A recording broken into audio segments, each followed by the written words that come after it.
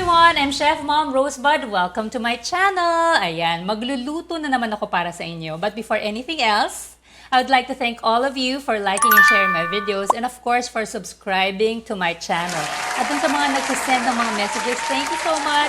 I really make it a point to read and to reply to all of your messages. Ayan, excited na ako magluto pero bago ako magluto, kasi recently, we went to Marinduque, yung hometown or home province ng aking asawa, and we went to this restaurant, itong kainan doon na sikat sa may Torrijos. So, papakita ko muna sa inyo what happened. Hello! Nandito ako ngayon sa may Torrijos, Marinduque. Nandito ako sa may Brandon Lomi House. So, isa sa mga sikat na kainan dito. So, kakain kami ngayon ng Lomi ng aking pamilya. So, let's go inside.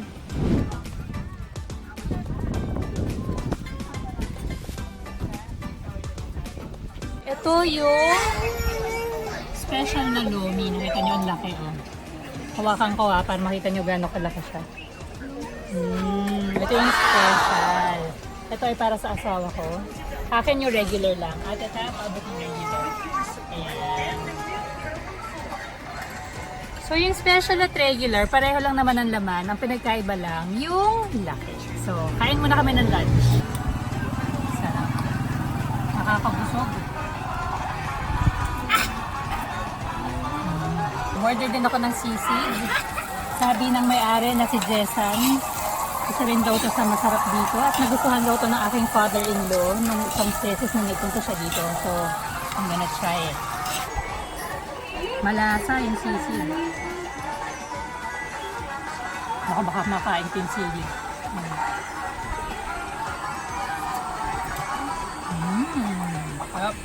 So, kasama ko na ngayon ang may-ari ng Brandon Lomi House. So, naiba ko din si Jessan. Hi, Jessan! Hi, Mom! Napakasarap na pagkain mo niya. Oo nga, lalo na yung Lomi talaga yung special. Matanong lang kita, gano'n napakatagal tong Brandon Lomi House? It's 1 year and 6 months. 1 year and 6 months pa lang, pero alam ko na lagi na itong pinupuntahan, di ba? Lagi na pupunta yung mga tao dito, kahit na yung mga taga-ibang lugar, ibang bayan ay nagpupunta talaga dito. Tapos, tinadayo talaga. So, 24 hours ba?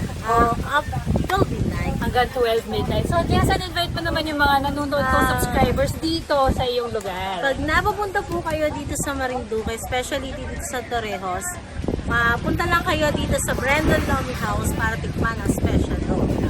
Ayan. Thank you again. Ang sarap na busog ako. Thank you. Ayan. So, nakita nyo naman, di ba? Napakasarap ng pagkain dun sa may Torrijos. So, maraming salamat again kay Jessan of Brandon Lomi House. At dahil nga dun, na-inspire din ako magluto at gumawa ng sarili kong version ng Lomi. So, for today, ang lulutuin ko ay Lomi a la Chefmom.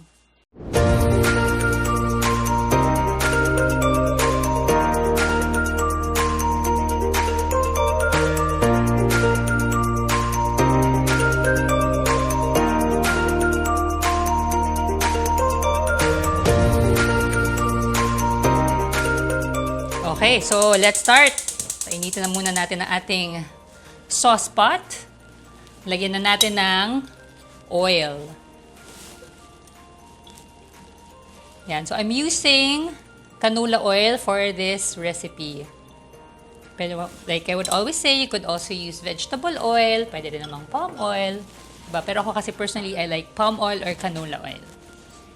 So, pag mainit na yung ating sauce pot, pwede na natin ngayong ilagay yung ating onions. Yan, ang usual gisa.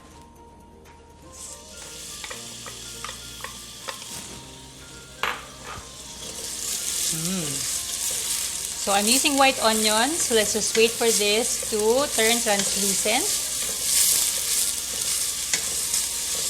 And then we add in our garlic. So, our garlic is minced.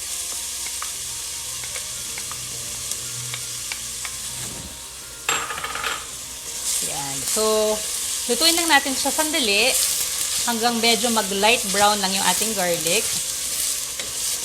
And then we have here our pork belly. So, yung pork belly, it's already naka-strips na siya at parboiled na siya. So, pinakuluan ko na siya earlier on. Tapos, yung pinagkuluan, tinabi ko rin kasi yun yung gagamitin ko as the pork broth. So, ilagay na natin siya dito. Kasi kung hindi ko siya pinakuluan, medyo matagal pa natin siyang iboboil. So, kaya pre-boiled na siya para sandaling luto na lang.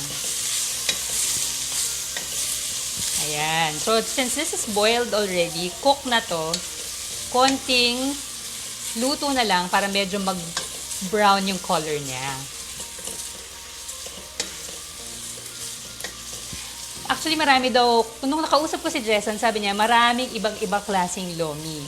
Yung ginagawa niya sa may Torrijos, yun yung Batangas lomi, marami talagang meat inside the soup. Tapos konti lang, actually parang wala nga ring gulay eh. Panay karne lang siya. Talagang inaral daw niya yun nung nagpunta siya ng Batangas. So, pag Batangas lomi yung sinasabi, may mga innards din dyan, o yung mga laman loob. Tapos iba namang lomi, ang lalagay naman nila mga vegetables and chicken.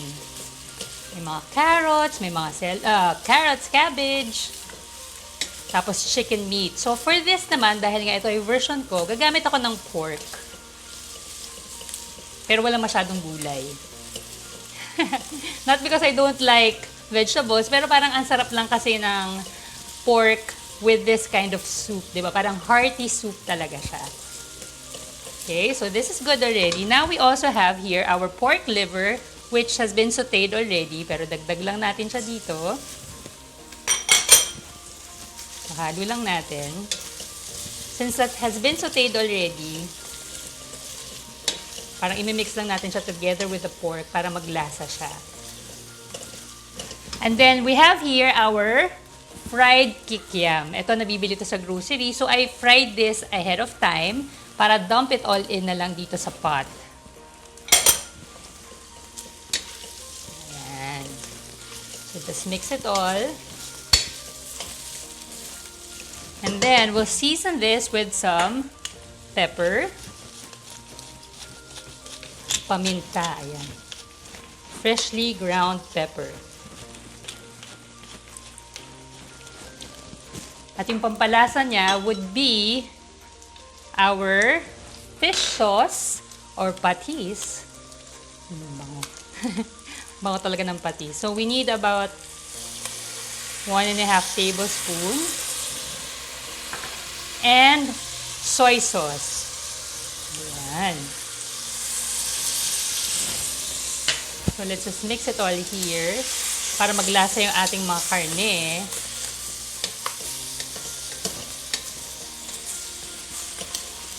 And then we add in yung pinagkuluan natin ng pork kanina, yung ating pork broth. So kung halimbawa wala kayong pork broth, you could also use water na merong pork cubes. Pwede rin naman yun. Pero since kung gagamit kayo talaga ng pork dun sa dish nyo, kaya nga maganda na pre-boil nyo na siya para magamit nyo yung broth as base for your lomi. Okay, let's just mix that there. Ayan, so nahalo na natin yung ating pork broth dito sa ating meat. So we'll just wait for this to boil. Takpan ko muna para mas mabilis. Ayan, so buksan natin at kumukulo na siya. Once it boils, we can now lower the heat. Just lower it to a simmering temperature. Ayan, para mag-simmer lang siya. Ayan, hindi na siya ganun ka-reactive, di ba? So now we have here our Miki Noodles. So pag lomi, ito yung ginagamit na noodles. Usually, according to my research and according din kay Jessan, yung Miki Noodles. So ito, nabibili niyo to sa grocery, meron din sa palengke. Yes, honey, wait lang. So, I love you too! So itong Miki Noodles, ang preparation lang na kailangan niyo gawin is when you're about to use it, just blanch it in hot water for a couple of minutes and then rinse it in cold water. So, ready to go na siya. So, let's just place it all here sa ating pot.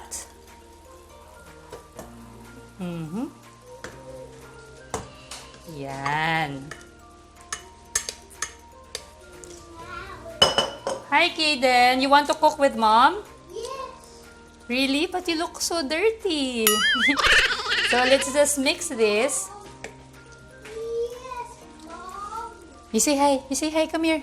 Say hi. Come here. Come. They won't see you. Say hi. Say hi. What's your name? Are you gonna eat this, Mommy's Lomi soup? Are you gonna eat it? Okay, so mix lang natin siya. Wait lang, Kaden, ah. Lulutuin lang ni Mommy to. Malapit na siyang matapos. So, since malambot na yung noodles, we'll just cook this for a couple of minutes. Siguro mga 3 to 4 minutes para lang maglasa yung noodles together with the broth and the meat.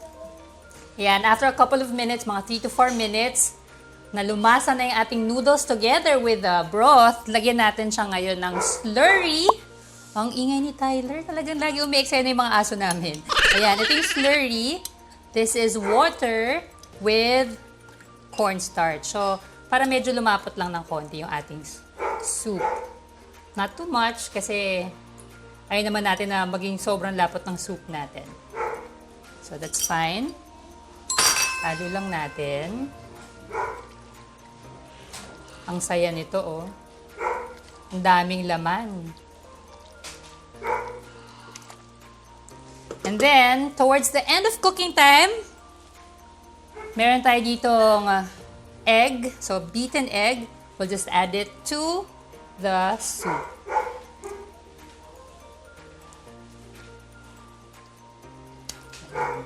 So, halo natin doon sa ating soup. So, parang yung egg will also act as a thickener aside from magbibigay siya ng ibang flavor din sa ating dish.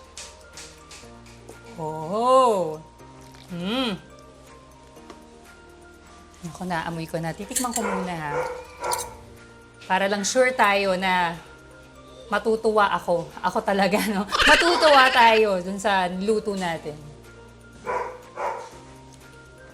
Ayun na. Sarap! So, okay na to. I am now ready to plate. Okay, so pwede na natin i-plate ang ating Lomi soup ala Chefmom. Yan. Tamang-tama to. Medyo maulan pa ngayon, rainy season. So, this is something that you could prepare for your family. Kuha tayo ng soup, ng laman niya, at ng noodles. Ayan. Kuha tayo maraming sabaw.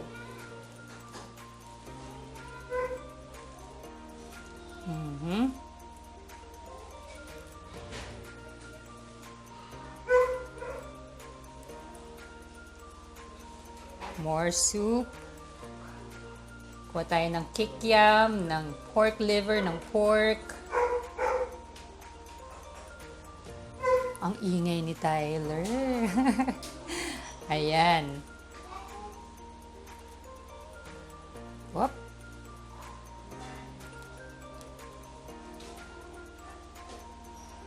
Okay, let me just wipe our bowl.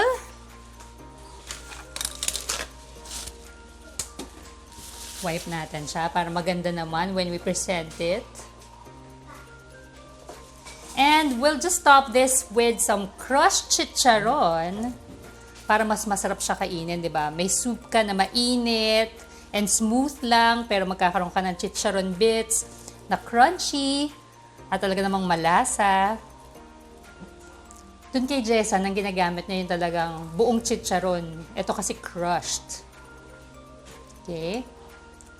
And then I have here some toasted garlic chips.